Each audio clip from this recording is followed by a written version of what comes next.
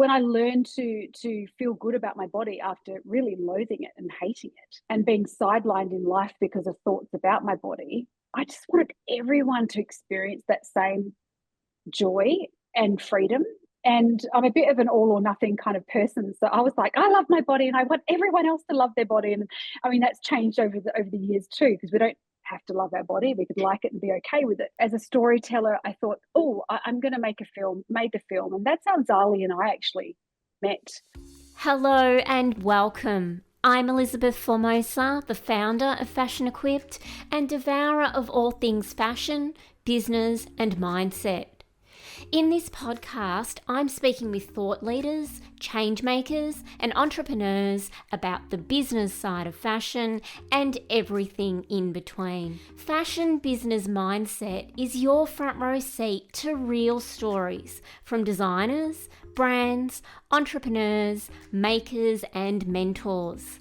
We'll discuss how to launch and grow a fashion business and give you insider access to the future of fashion. So let's do this together and ensure that you're equipped to make the fashion business your business. Welcome back to Fashion Business Mindset. In today's episode, I'm joined by two amazing women who are redefining the way we see ourselves and the world around us. Taryn Brumfitt and Dr. Zali Yager are co-directors of the Embrace Collective. Taryn is an Australian of the Year, an award-winning filmmaker, best-selling author, and founder of the global body image movement. Zali is an Adjunct Associate Professor and internationally recognised body image researcher who's published more than 60 academic papers and dedicated her career to creating a safer body image environment for the next generation.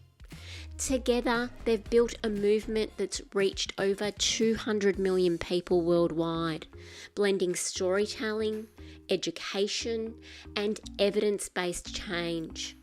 During this dynamic chat, we dived into Taryn's journey from her viral before and after photo to the global Embrace films and the founding of the Embrace Collective, how Zali's research and lived experience have combined to turn academic insights into real-world impact, the growing body image challenges we're facing, from social media and AI filters to the pressures of visibility in today's digital world, the creation of the Feel Good Fashion program, a new exciting initiative empowering brands to build inclusive, body-safe environments for their teams and customers, practical ways fashion leaders can take action, from representation and team training to rethinking the change room and retail experience, and so much more.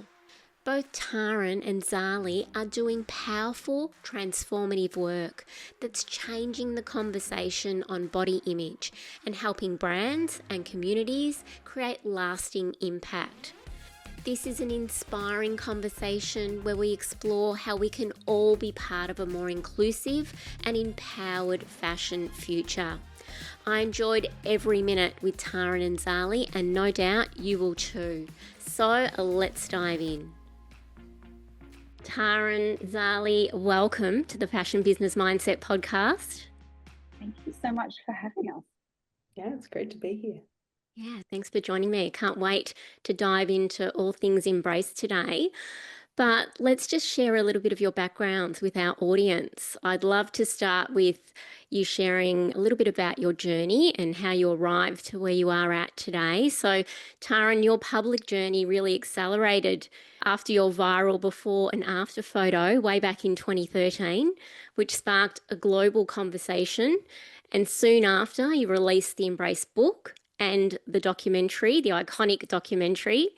And Zali, you've been dedicated throughout your career to research and education, figuring out what really works to help people feel better about their bodies. So I'd like to invite you both to share a little bit about your journey and what led you to this purpose-led work that you're doing today. Well, it's kind of funny thinking back to 2013 because it feels like at least two or maybe even three lifetimes ago. But yeah, for me, it was that before and after photograph that went really viral. And for those of you who haven't seen it, there's a whole film called Embrace. You can go watch the whole back catalogue of what happened to get to this moment. But I think what's really interesting is that I came to this world through lived experience about how I felt about my body and how challenged I was after I had my children. For anyone who's listening who hasn't got kids or decided not to have kids, it doesn't matter. Our bodies change no matter what our journeys are in life. They're forever changing, in fact, our bodies every single day. Sometimes I wake up these days and I'm like, what, something's changed again? But for me, I guess learning to embrace my body was so profoundly life-changing. And if the catalyst really is just how I was raised. You know, my dad always said to me, if you know something that can help other people, then it's your obligation, it's your duty, it's your responsibility. So I sort of took that concept and that philosophy and ran with it when I learned to embrace. And and I described it in the early days, and I'm not sure it's changed actually. I described it like winning the golden ticket. When I learned to feel good about my body after really loathing it and hating it and being sidelined in life because of thoughts about my body, I just wanted everyone to experience that same joy and freedom. And I'm a bit of an all or nothing kind of person. So I was like, I love my body and I want everyone else to love their body. And I mean, that's changed over the years too, because we don't have to love our body. We could like it and be okay with it. But as a storyteller, I thought, I'm going to make a film, made the film. And that's how Zali and I actually met, was back in 2016 when I released Embrace. And Zali and her colleague, Professor Ivanka Pritchard from Flinders University, reached out and said, we've just watched this film on body image. This is our life's work in the space of body image. And we've seen the impact it's had on many women. Can we do a study? And I was like, yes, this sounds amazing. And that's sort of the beginning of, Zali and I could write 5 books on what's happened since that time. Like, talk about a journey. But it's been the beautiful thing about, I guess, the way that we work together and our worlds colliding is that intersection of research and academia and creativity and impact. And from that moment on, and I'll hand over to Zali, we've never sort of looked back, and we've reached, 200 million people in 190 countries. We've made feature films, we've written books, we've started a charity, we've raised $12 million. Zali and I went to the White House, we've presented at Harvard. Like, talk about running, talk about what? It's been a lot, hasn't it, Zali? Tell us more, Zali. Tell us the stuff that people don't see. Like, that all sounds great, but there's certainly another side to it. Yeah, let's get into the real and raw now behind the scenes. Well, before Zali does share, Taryn, I think what you've just, shared about embracing your body and really leaning into that, if we could take that and bottle it, wouldn't that be magic? So I'm looking forward to diving more into that and how you've mastered that. And I'm sure it's, not for the faint-hearted. It's something you've got to work out consistently. There's a lot of mindset work to do. But yeah, Zali, we'd love to hear from you. Thank you. I won't tell all the stories. Don't worry, Taryn. I've got a special file in my phone now that's called ammo. That's just in case I need to bring this out. Love it. But I guess my journey really started from a very young age. I was in a body that a lot of people told me was bigger than it should have been, and really came to this also from a place of lived experience of, trying to shrink my body. And in the 90s and the 2000s, that was probably the worst time in terms of some of the societal messaging about what bodies should look like. So I think a lot of women have had this experience of just feeling so much pressure to make their bodies smaller. And so I had some periods of disordered eating, disordered exercise, but really went into this from an education perspective. I went to uni to do health and PE teaching. And while I was there, I just became fascinated with this area of body image. And one of my first uni assignments was creating a program for kids to help them feel better about their bodies. And I just got fascinated by the research as well. I was working with my honours supervisor, and she was like, you should do a PhD. And I was like, I don't really know what that is. Can you explain? So went on to do the work and a lot of research, really trying to figure that out. How can we help, everyone to not have to go down this path where they feel bad in order to then discover how to feel good? And really to prevent that, prevent the journeys that we've both and so many people have. But after a while, I realized that I was doing all of this work and I was, presenting at conferences and other universities and things, but I was only talking to my colleagues about this. So I wasn't actually sharing any of the things that we knew in the field and in the research with people in what I call the real world, which is no shame to like research. It's not the real world, but just to people in, who can use this information. And really saw Taryn as a leader in that space.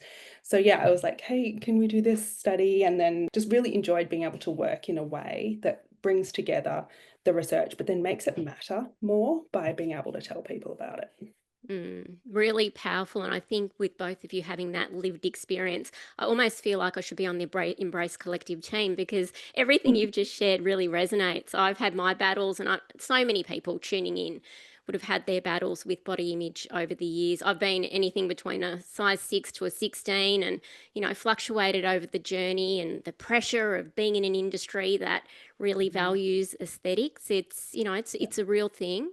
And it's something, as I said earlier, you have to work at consistently. So the support system that you've created is absolutely phenomenal, and you are changing lives. So let's dive into the Embrace Collective. Together you co-lead this collective. So what is the mission? You've mentioned some of it already.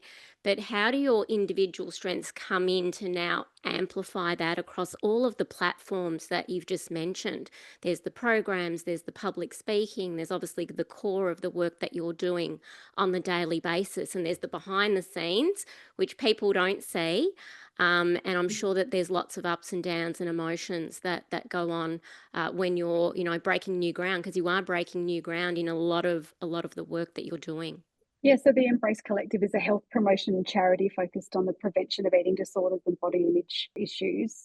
Zali and I wanted to start this charity because we wanted to have impact in the space of prevention. When I was named 2023 Australian of the Year, we saw that as a really great opportunity to use that year and beyond to secure finance, to get behind the charity, to create the resources and then disseminate the resources, which we did. In 2023, we reached 1 million children in all of the environments where young people live, learn and play, with research-based resources that were really practical in their creation and their implementation. I guess as Zali and I have 7 kids between us, and I think I can always describe us as wanting to go from point A to point B in the fastest, most direct, easiest, practical way. And I think that's why the resources that we've created for teachers and sporting coaches, for parents, for grandparents, for everybody, we've really left no stone unturned. They're simple, practical, easy to adopt and apply, and they're working. What we're really proud of with Flinders University, we have the Embrace Impact Lab, and we have 6 pieces of research to show the efficacy of those programs. And we've been doing that in Australia, reached 1 million children in 23, we did it in 24, we're going to do it again in 25 and 26. That's where the stories come from. So, because it's no easy feat, when you start throwing around sort of the numbers that we've been reaching, it's sort of, and we have an incredible team of people that we work with that really know how to roll up the sleeves, and female-led or female organisation, and we're really proud of what we've created there. And we're about to take that to the world. We're about to, head over to embassies and share what we know, and really sort of lead from Australia with these resources. But we couldn't have done it without, not just Zali and us and our team. We called ourselves the collective, because we wanted everyone to have a voice and be part of this. This is not our work, this is everyone's work. And many people have worked on this for decades. We've got researchers and clinicians, we've got a youth crew, people with lived experience, and it's about having everyone's voices represented. And that's why this recipe, this formula works, should I say. And we're really proud of it. Zali, you probably have some more to add to that. No, I mean, I guess it was a great way to introduce this as breaking new ground, because it is really hard to do things differently. And I think that's where a lot of the challenges come from, is that people sort of, I don't know, have very strange ideas about charity and funding and all sorts of things, but it's something that certainly people have seen a need for the resources and also the advocacy work that we're able to do, because we're able to bring all of those voices and then really pull things together to take a stand against. I mean, my sort of personal mission is to change all the things about the world that made us feel shame about our bodies. So it's like whenever anyone tries to weigh kids in schools or, bring in some sort of policy that's going to make people feel bad about themselves, we speak up about that. Amazing. And on a daily basis, what does that look like in terms of the dynamic between the two of you? You mentioned you've got a team, so you've got a crew around you that helps you bring all of this amazing work to life. But are you literally, in the trenches? You've got an idea for a program. Who's writing the content? Taryn, I see you on the front line doing your keynotes and traveling all over the world, and you're out really, advocating the message. But yeah, what does it look like behind the scenes on the daily? Now we can I start. guess, yeah, I guess, a lot of the content does start from research and academic space, Yeah. and then it kind of goes through what Taryn calls the creative machine. So they basically make it interesting. Zhuzh it up. You got to zhuzh it up a bit. Zhuzh it up. Yeah, there's a lot of simplification. There's a lot of, do you need to write 2 pages when we could have a paragraph? So yeah, we really consider, where the people are at who are building something for, and really try to make it as easy for them as possible to engage with. But then it goes also for a review, and we get lots of people's perspectives on things and really make sure that something's right before we release it. Yeah. I think it's also about not having any rules about how a piece of content could or should be delivered. So we've written songs and then we saw a need for a physical magazine. So we just kept on putting new hats on all the time. Childcare workers, schools, sporting clubs. And I think it's one of the best principles that we often adopt when we're creating resources and putting together big projects is who's the specialist in this? Who knows more than we do? Let's all work together and let's just keep solving problems in the most unconventional way we can. And that's why Zali's got the ammunition in her phone, which is, this is news to me, everybody. But this is because I guess sometimes we do find ourselves in situations where we're like, how did we even get here and what are we even doing? But it seems to work. Yeah, amazing. Who have been some of your biggest supporters? Because you can't do this without the support, without the funding. Of course, so much goes into it. Are there any shout outs that you'd like to make in terms of who's been on board this incredible journey to help to go from, I guess, strength to strength? That's an incredibly dangerous question because we're inevitably going to leave someone out. But I can think of like one person for each of us. I think I'd be right on cue here, Zali, that our mums have often been ones that have been rolling up. I think about when I did the crowdfunding for the first film and used Kickstarter and had to send out, I mean, it was over 10,000 products from my dining room table. Like I was like, wow. Mum, could you come and help? And Zali, I've seen your mum. I had a few hugs with your mum. Even for the global travel and the way that we work, mums have had to get on planes or pick up kids from one location and take them to another. So I hope I'm not speaking out of school, Zali, but I think saying our mums have been a pretty good inspo and support is probably very true. Perfect answer, Taryn. Perfect answer. Shout out to the mums and everyone who's been involved to date.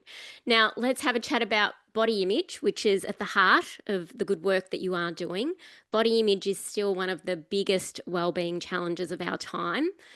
Let's chat about what are the most pressing issues that you're seeing now in 2025 and still coming down the pipeline at all of us.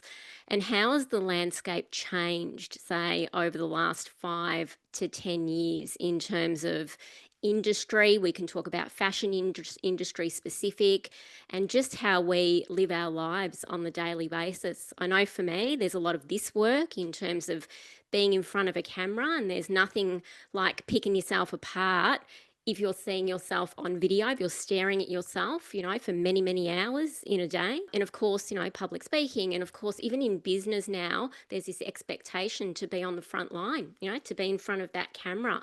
Whereas years ago, you might be working for an organization or even running your own organization and you were behind the scenes. You might be in the boardroom, but you weren't front and center on the front line and being filmed and being recorded and all of the things. So let's dive into what you've both seen as perhaps, the major leading challenges. Yeah, I'll let Zali deep dive on this, but I think about even just the film Embrace. We were talking about magazines 10 years ago. We were talking about photoshopping, and now it's AI. In that film, we were talking about diets, diet, 4-letter word, first 3 letters for die. I think it's hilarious. We should have known that was our cue to not go there, but we did.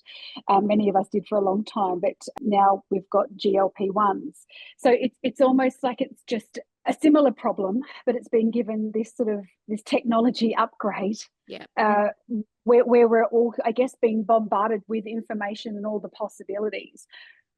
Zali, I'll let you deep dive into that. From my perspective, I think the biggest issue is that we've just forgotten that this was not our life's purpose, to be at war with our body. It's not what we're here to do.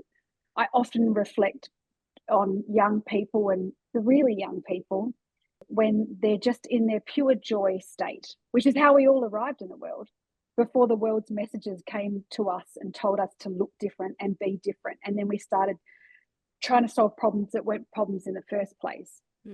So I think from a really step back view of the problem, it is just that we are living these lives where we're dedicating so much time and focus on what we look like that we've forgotten how we feel in the process. And I think if we could just get that balance right, it's not to say you don't want to not care about how you look. You can, but just have a balance of prioritizing how you feel just that little bit more in your body. Yeah. I think people always want to know how it's changed over time, and we don't really have, great data to sort of know if our actual, body image of people has gotten worse or better over time. But there's certainly, I think, some new things have emerged that have really affected I guess what we call like the cultural soup that we swim in. And for me, there's been, if you think about a continuum, we have made amazing progress, and there's been so much improvement in some spaces and so many positives that have happened. But then also at that other end, there have been some really negative things that have emerged. And so I think that we're just seeing, like, instead of it being this way, it's really moved out to the edges. I think social media, I think we've seen some improvements at the platform level and the creator level. Like, when we read a magazine, we couldn't tell the editor of the magazine very easily that we didn't like a certain image, or that a certain image made us feel bad about ourselves. But now we have that power with social media, and we know that everything that we do on there is being measured, and that we know that companies are looking at those analytics. So there's a lot of actual agency that we have over what we're being exposed to and what we tell the people that are putting that out into the world. So I think that has had its positives, but then obviously a lot of negatives as well. We know from all of the research that looking at images of people who are in inverted commas, a perfect body, makes you feel worse about yours, inevitably. Yeah. So the more images of bodies that you're seeing, the more of an impact that's going to have on you over time. And I think that AI is just going to make all of that more extreme, because as you say, we used to worry about photoshopping, and now we can generate completely, images out of nowhere, and they're completely devoid of any imperfections at all. And I think that's the dangerous space that we're going into. But we always like to have a little bright side, so it's not all doom and gloom, because I think that, many of the people who might be listening here, if you're on a marketing team, if you're using AI to generate images, you can be the human in that situation to ask and prompt for wrinkles and pores and the things that make us human, and the things that are going to make an image actually more engaging for the end user. So it's all about just really recognizing the agency that we have. You've mentioned so many things that I'd love to deep dive into. I'm just thinking about where to go, but I'm thinking firstly about the images that you were talking about, like in a magazine or anything that we're consuming that is presented to us as unattainable. And when I think about the fashion industry years and years ago, it was the unattainable figure of the model on the catwalk that we were all striving to emulate. And it was like this bright, shiny thing out there that you're trying to achieve. And it was so deflating because most of us, humans, could actually never, ever get there. And I agree, Zali, with AI. It can be used for good or it can be used to, really, well, on the flip side of that. But I think where I see my clients using AI in terms of imagery, and it can be very controversial, but they're actually able to use that now to show that in terms of diversity. So rather than, thinking about having to shoot your product on, 5 or 6 different models, now they can show diversity by using AI and bring in that reality as well. As you said, make sure it's the human element is there and it looks natural and it looks real and it looks attainable and it's reflecting our real lives. I think consumers now, they do not want to see things fed to them that don't reflect their real life and are not going to be useful and valuable and authentic. So I think consumers' expectations are definitely driving some change as well. But as I mentioned before, in my industry, I think being very much in media, all day, every day in some capacity in our businesses has definitely contributed to this kind of micro focus on overanalyzing, ourselves, whether it's face, hair, body, how do I look? Hang on, don't get the side profile, all of those things. It really is relentless and can wear you down. So I'd now love to dive into fashion's role because, of course, the majority of our listeners are working in fashion and in retail. So how do you both see fashion shaping body image culture, both positively and negatively? It's a great question. When we talk about our working relationship and the things that we've done through the collective and our other work together, it just seemed like an obvious next step for Zali and I to collaborate in the fashion space. We both love fashion. We both love pockets. We have a shared love for pockets and being comfortable.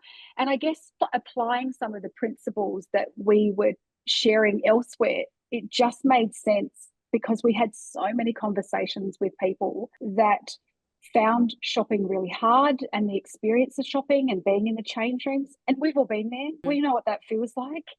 And we just saw an opportunity, I guess, to take some of that embrace messaging and see if we can support not only consumers, but also businesses too, because we strongly believe that we can actually have it all on this occasion. And it's not, whose responsibility is it to do X, Y, Z?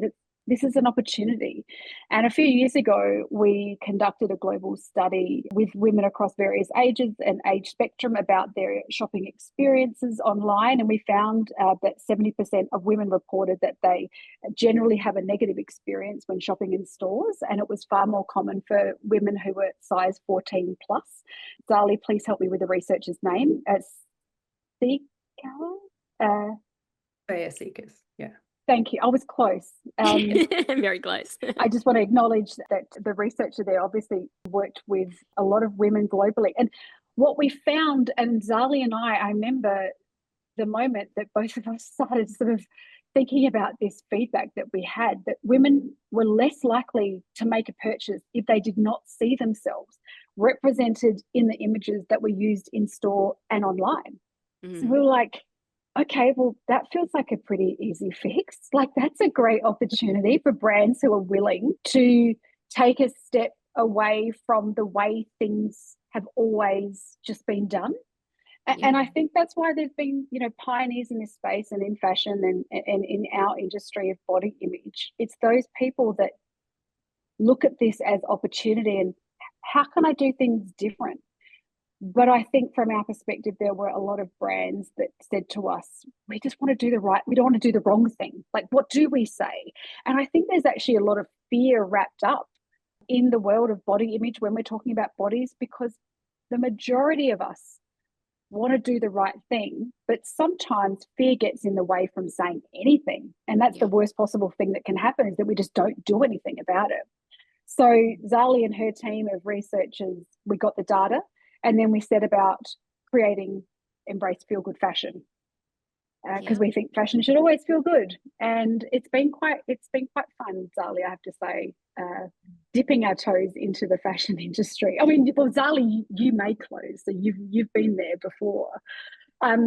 Elizabeth and everyone who's listening, I got married a couple of years ago, and Zali and I were, it was actually when I was Australian of the Year. I didn't have a wedding dress. Can you believe? And I was getting married, I think 6 or 7 weeks later. I was just way too relaxed. Second marriage, I was like, it's cool, I'll find something to wear. And Zali happened to be in town for some meetings, and I sort of said, I've got to go get a fitting for a wedding dress. And she came along with me. And next minute, Zali's like, you know, the classic mum at your crutch going, is there enough room here? And how's there, pulling me? And I was just like, she knows what she's doing. And then she reveals that not only can she do all the things that Zali can do, she can also make clothes. Amazing. So, yes, annoying, but and yes, amazing. Did you make and sell those clothes, or was this like a personal project, the making of clothes, Zali? I just grew up in the country where there were no shops, so Really? best thing was make your own. Yeah. Amazing. Well, you're coming to the table with some technical skills, which I absolutely love. And that obviously came in handy for you, Taryn, in the lead up to your wedding. Sorry, everyone, about the side story. It's really funny when you've worked with someone for 10 years and next minute they reveal that they can make clothes. But maybe, Zali, you should share more about Feel Good Fashion. I mean, I think there actually isn't that much sort of academic research about the impact of fashion on body image. And so it really surprised me when we were doing a project about body image in postpartum. So we're interviewing women who had had children, and then all of this data around the difficulty that they were having in getting dressed post-baby was just coming at us. And I sort of thought, I had never really thought about fashion before, but it became something that was a real priority in terms of, you know, being able to both like educate the consumer about the sorts of things that they could wear that might help them feel good in a state where their body is changing and evolving, but then also being able to work with the brands and within the industry to say, like, people don't want all this stuff that you're giving them anymore, and let's rethink. So we really came up with some, I guess, very practical things that could make a real difference to the way that the consumer feels and the way that they shop. I absolutely love it. So powerful. So let's break that down, because this is our perfect audience that's tuning in right now. How does Feel Good Fashion look inside a brand? What does the rollout look like? And what tangibly happens in terms of support, training, and so forth to help that business kind of elevate around these issues? Yeah, I mean, I think the framework that we use is about embedding internal culture and processes and the information that we've got, even just talking about body image. What is it? What is the impact? What can we do? And in that process is about empowering through practical ways, staff training, customer engagement.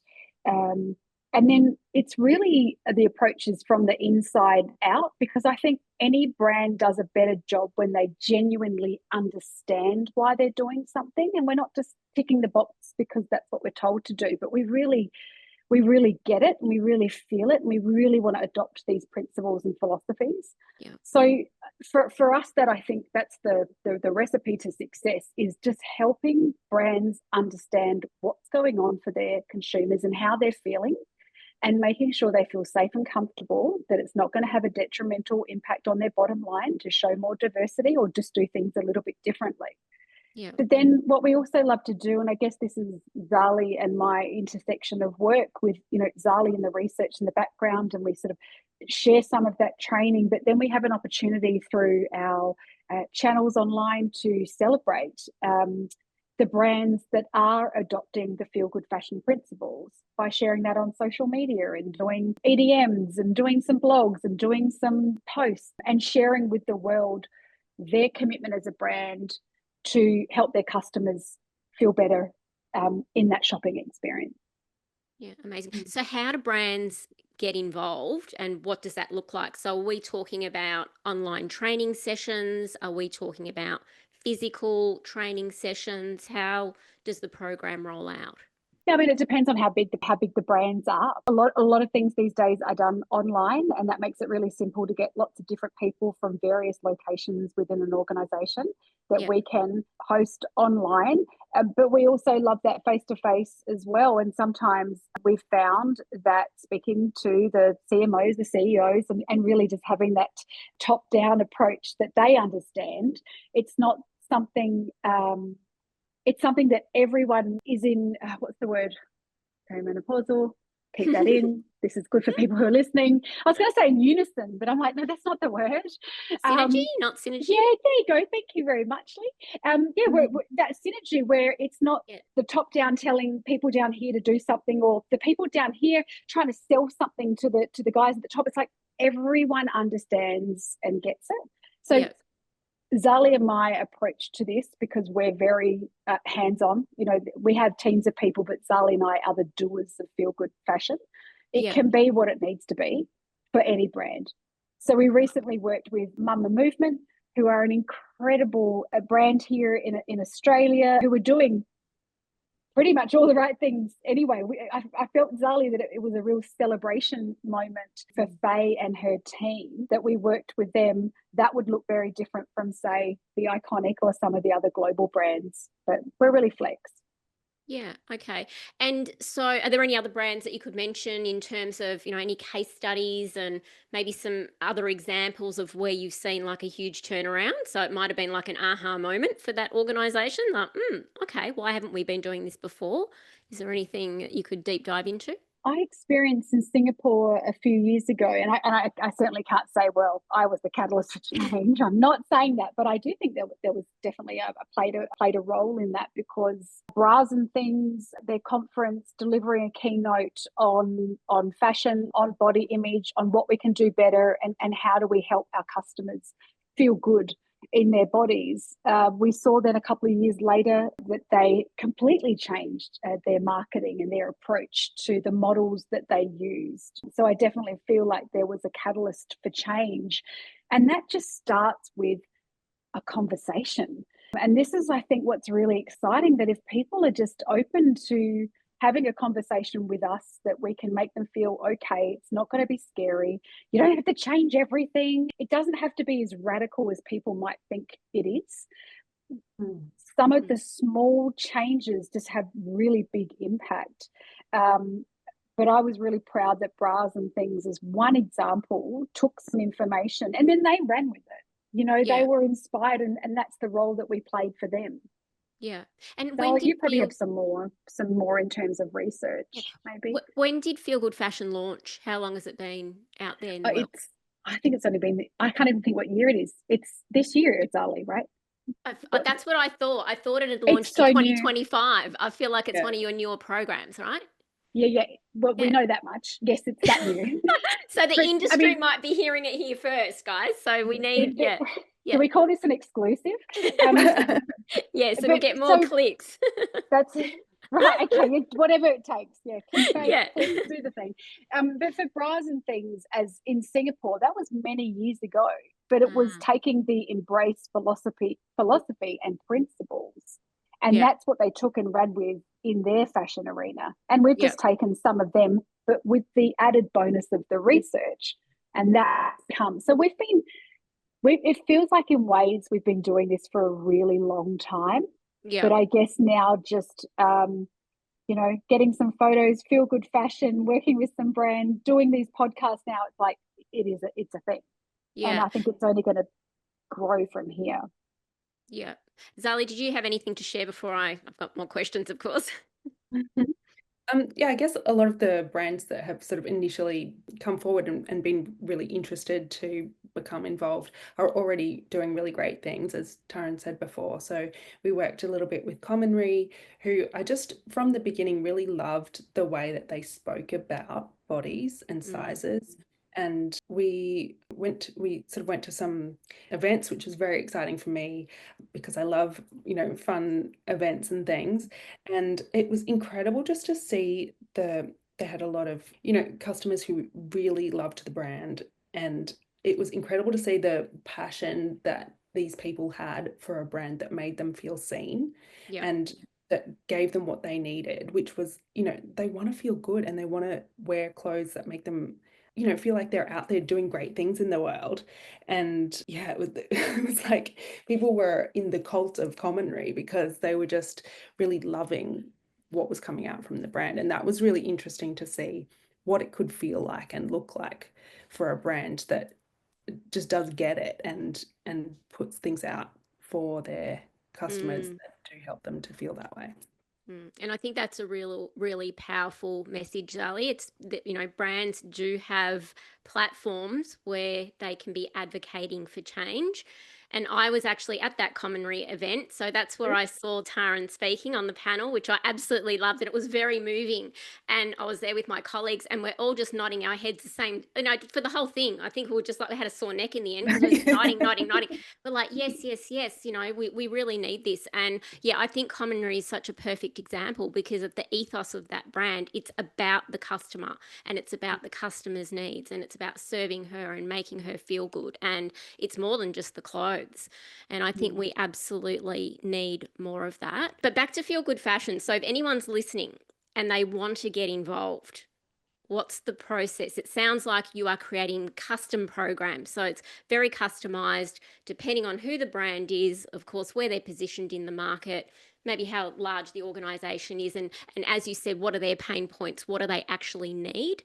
So they're just reaching out through the website and then what happens from there? As you can imagine, this is very much startup for Feel Good Fashion. Yeah. So yeah, through the website, bodyimagemovement.com, they can reach out and we have a conversation. I think some people call it a discovery call. It feels like, Zali, we've gone back 20 years in our careers and we're like having discovery calls. But that's, I think that's what we love because we love hearing where do you want to go? What is your current pain point? What information can we support you with? What do your teams need from us? And I think as consumers, we've become very savvy over the last few years to know when there's a brand who's doing it because they should and a brand who's doing it because they really want to. And that is, Zali, I'm glad you mentioned Commonry because it's always, I've done some work with them just for disclosure, but I've always felt that from day dot that they were there for the right reasons. They were really in the trenches with us. And I just see only opportunity. So if you've got a question after listening to this, reach out and we'll answer it.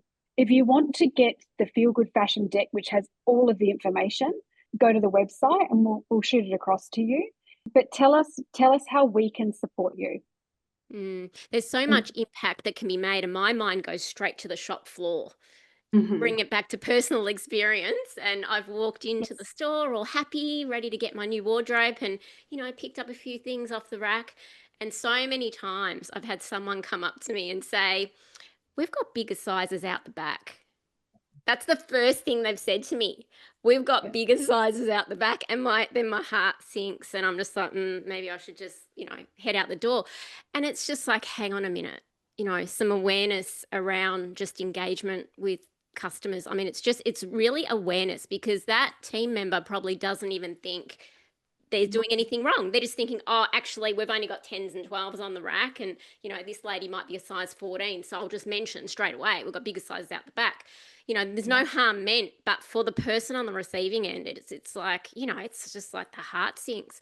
So there's just some fundamental, tweaking, I think, within organisations in terms of, some ethos that needs to come through from the top, because I think head office could be doing, have many, many initiatives in place where they feel like they're really changing and doing the right things. And sometimes it just gets diluted when, you're actually at the forefront of fashion.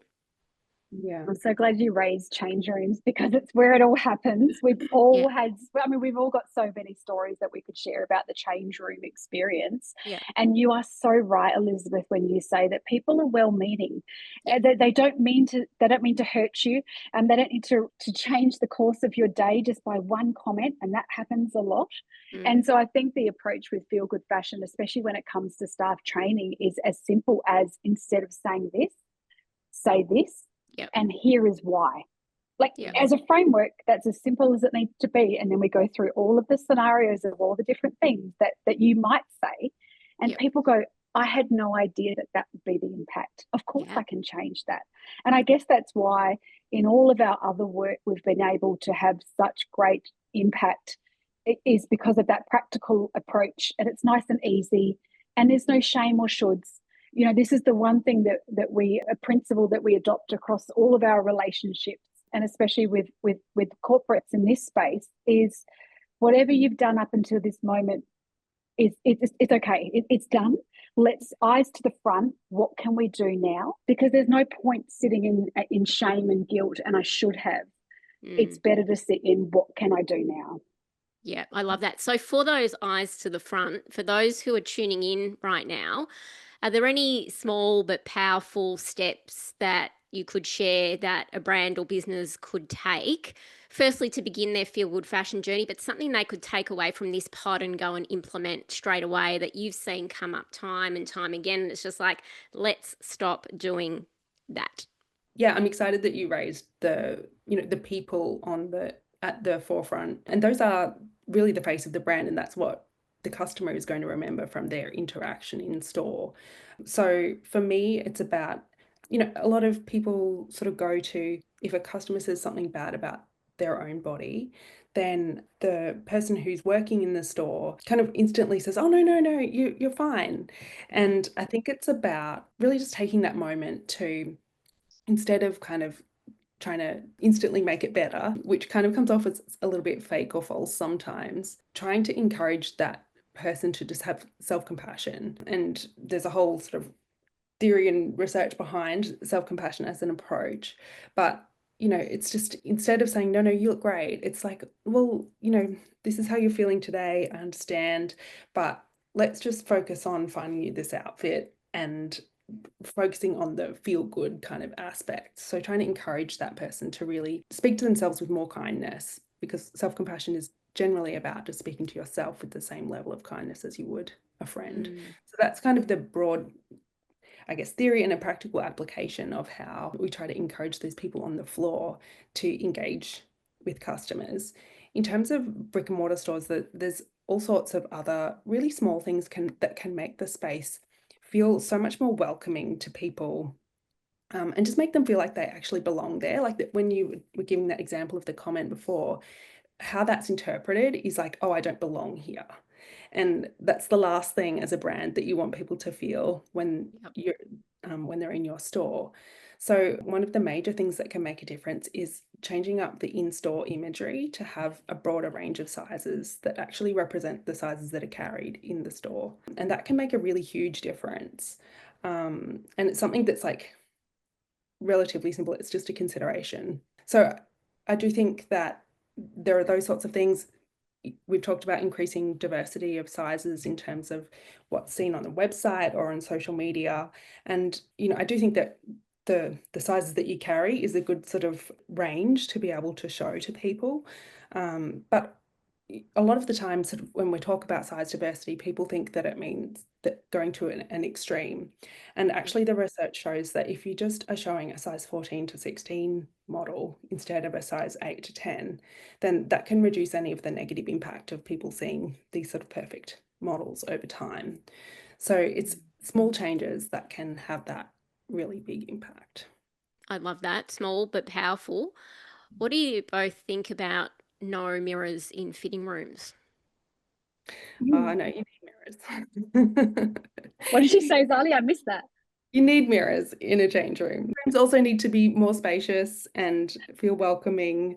You can put lovely words on the wall of a change room that's going to change a person's perspective on what they're seeing in the mirror.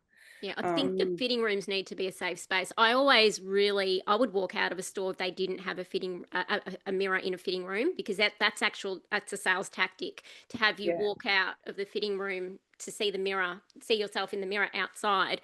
But it's quite intimidating, like especially if you try something on, say it's a pair of skinny jeans and you've put them on, there's no mirror, and you got to walk out and you're like, I don't even know how these look on me, and I'm going to step out into the public.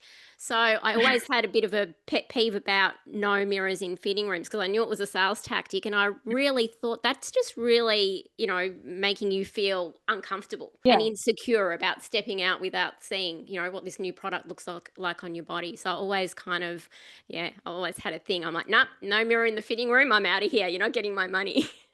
But imagine that en masse, because so many people would feel that way. So someone's had a bright idea one day to do that, to increase sales, and the impact is that it's decreased sales. So I think we've got to remember in all of this decision making that we actually hold the power. And that we've got to keep advocating. My bugbear is how gross some change rooms are. Like I see the people standing around off, there's a couple of people, and I think, I mean, maybe because I've got 4 teenagers, but if I see someone standing around and then I go into my change room, it's like dust and it's like hair and there's always these piles. I'm like, get the little zipper out and, the vacuum. Anyway, don't get me started, because I was just on one on Saturday and I was like, this is foul. I was always going to ask, can I have a vacuum so I can actually take my shoes off in here? But I think we've got to keep advocating for what we want and what we need, and we're in the position of power. We're the ones with the dollars. And I think that's the beauty of the world that we live in now, that when we don't like things, it's easier to be heard. And anyone who's listening, who's in that position of power to make these small changes, do, because it's good for the bottom line, it's good for consumers, it's good for everybody. Yeah, absolutely. I couldn't agree more. Are there any brands in our fashion industry? Again, it's like picking, your favorite. You may not want to comment, but are there any other brands? We've mentioned Commonry, who's doing a phenomenal job. And even, from the in-store experience, you think about, strength of online shopping. So e-commerce experience is so important. And Commonry also do that well, because you can hover over the model. So you're looking at the product and you can see it on different body shapes, which I think is just amazing, because you see yourself in that product. Are there any other brands or organizations? It doesn't have to just be in fashion, but that are doing a really good job of really helping people to just embrace their bodies. Do you know who I've loved for a really long time is Bird's Nest? I think they were quite pioneering in the space of definitely showing diverse sizing online. I know Jane and the team in Kuma, a huge amount of employees doing great things in the world of retail. And I think that philosophy is just a really classic example of do the right thing by your customer, show diversity, show the realness of what it's like to be for them a woman in the world, however you're showing up. Yep. What great success they've had. So I've always been a big fan of them. Yeah, amazing. Zali, have you observed anyone that stands out to you? Yeah, I mean, I think that the brand Elk really does excel in terms of their in-store experience with the people that work in the store that can really help you. And so for people who are lucky enough to live in Melbourne and be able to go into stores, I think that it's a real example of the two things we've been talking about that sort of, that it comes from within, like it comes from really at the heart of a lot of the people within the brand side, but also on the floor, that you can tell that they've thought about this too, and that they kind of maybe it's like they're a little bit more evolved or something in terms of their being on the sort of similar embrace journey, but then just being able to make you feel okay about almost stepping out of your comfort zone a little bit and wearing things that might be metallic or colorful or like more volume than you've ever thought of wearing before, and sort of being a bit more bold about some of the choices you can make. Yeah, there's some amazing brands that are kind of leading the way at the moment. You've mentioned some of them. A couple of others that come to mind to me are like Proud Poppy. I think that they do a fabulous job. People like Fate. And I think about not just the brand and the diversity, but also just the ethos and the fun that they bring to fashion as well. And there's a new brand, De Gale, who's just launched this year, and they actually started a size 14, which I thought was really interesting. They started a 14 and go up to a 24, and it's not just about size, of course, but that was something new, I thought, for our industry. But when it does come to kind of extended sizes, we're seeing a lot of brands go down that path, which I just think is great that they've, there was this barrier to doing that in the old days. It was like some brands stopped at a 14, some went to a 16. You're like, oh, amazing, they've got a 16. And now, of course, we've got the likes of Proud Poppy, and I think she goes up to a size 30, which is just mind-blowing, because if you think about the tech side of fashion, which is a whole other podcast, it's quite complex. It's definitely a labor of love to be doing that. So it's great to see, those shifts in our industry. So Taryn, Zali, I'd love for you to share what your long-term vision is for Feel Good Fashion. Where do you want it to land? I mean, I think that fashion can either reinforce harmful ideals, or it can become a force for change.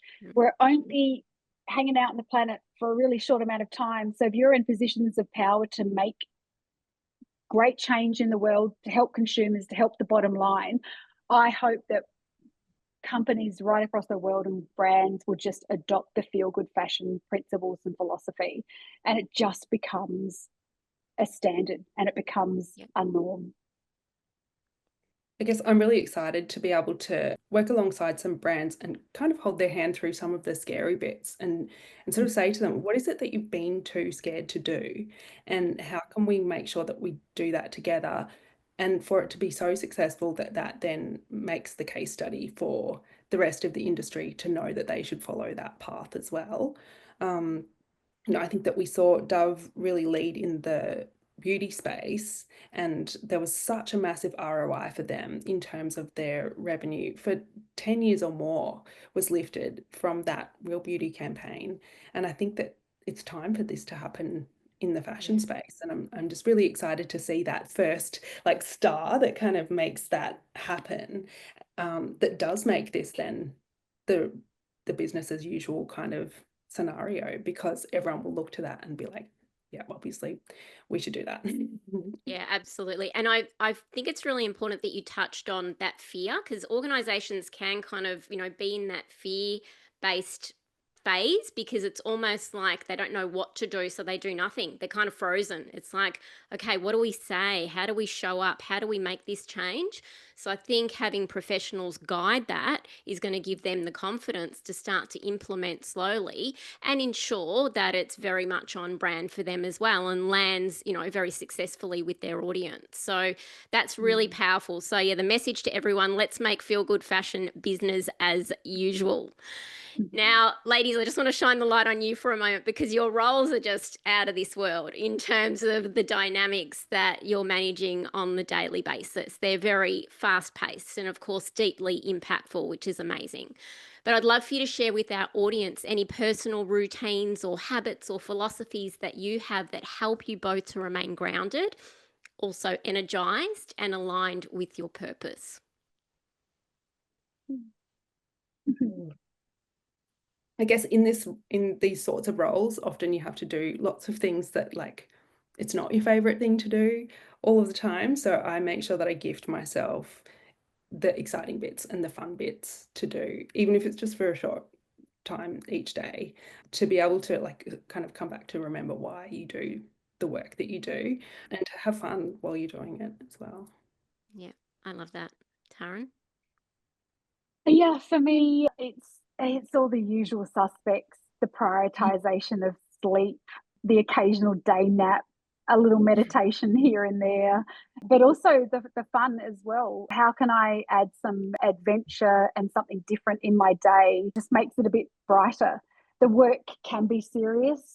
These are not easy times to be a human on the planet as well. So I think we've just got to cultivate and curate as much fun into our days as possible. So yeah, whether that's rollerblading, ice skating, hiking up mountains, I'm just trying to think of all the things I've been doing. It's so random, but I think I always come to your Insta feed for a bit of a boost, Taryn, because I'll see you working out or skipping, or you'll be jumping around doing something. So you're definitely bringing the high vibes to the table, that's for sure. Well, please come to my Insta feed if you would like some inspiration on stupidity. No, just joking, not stupidity. On fun. Definitely got to bring the fun. Life's too heavy at times. The world can be a heavy place, and we're talking about a heavy topic. topic. So we've definitely got to bring the fun. Now, to wrap up, I would love for you both to share any message that you would like to leave our listeners with about embracing themselves and helping others to do the same. Yeah, I'm going to go to my go-to because I think it's really important to remind people that it's not their life's purpose to be at war with their body, that the world has told them some messages to look and be different. You don't need to buy into it. It's really possible to learn to embrace your body. It's not like you tick a box and go, yep, I'm going to embrace from this moment forward. It's forever changing and evolving, but it is really possible. And if I can give everyone homework, it would be to never say anything negative about your body or anyone else's body again. I think that's the fast track to global change, is if we just all become very responsible about the things that we say about our own bodies. I want to come back to, just really, speaking to that really personal element, and to validate that working in fashion is an industry where, it's documented that there is a lot more pressure and that people do feel that. I think there's a misconception that a lot of people feel like if they start to appreciate their body more, or if they sort of lose that tight grip on, the pressure that they're applying on themselves around appearance, they think that, like, it's kind of all going to come falling down, or like there's going to be some sort of, major physical transformation that might happen that could be negative. And I think that one of the main things that people need to know is that the more that you can kind of just switch from focusing on what your body looks like to what your body can do, the more that you start to value that, you can still do all of the things that are going to make you look amazing and wear all of the things that you want to wear. But it's the relief that is going to be like internal.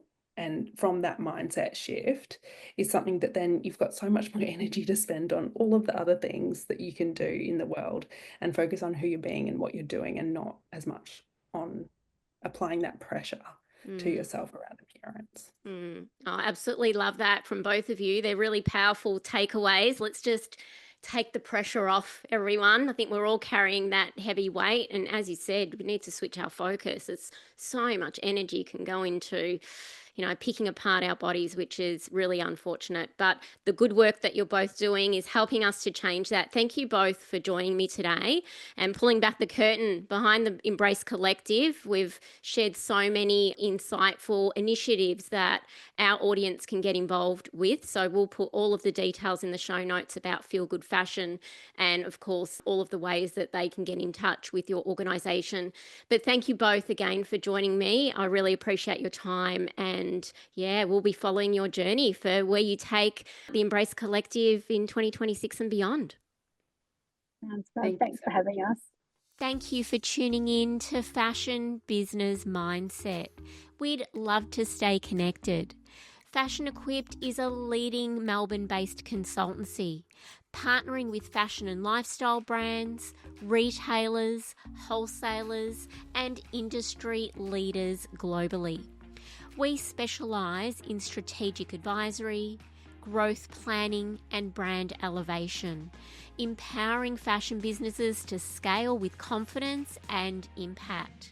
I invite you to head to fashionequipped.com.au to join our mailing list and receive the monthly edit, your go-to source for industry insights, business optimization strategies, and free trend reports.